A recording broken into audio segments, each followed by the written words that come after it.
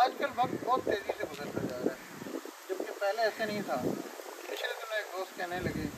کہ یار سن 2000 تک تو ایک ایک سال بہت آہستہ آہستہ گزرتا تھا،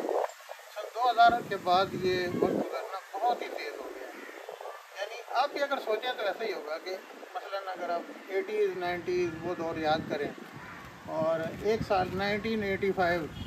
لکھ لکھ کر مکمل عادی ہو چکے ہوتے تھے، تب جا کر وہ سال ختم ہوتا تھا۔ اب جیسے 2020 21 22 23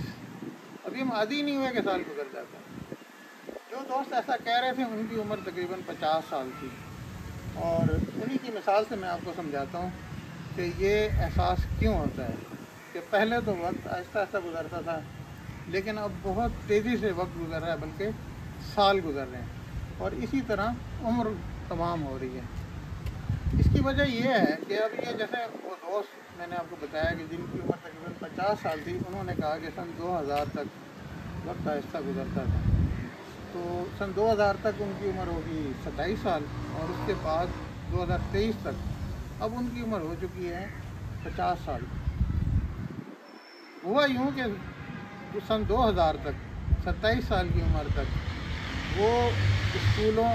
کالجوں، یونیورسٹی میں زیر تعلیم رہے، اور اس کے بعد انہوں نے جاب شروع کی، اور زندگی کے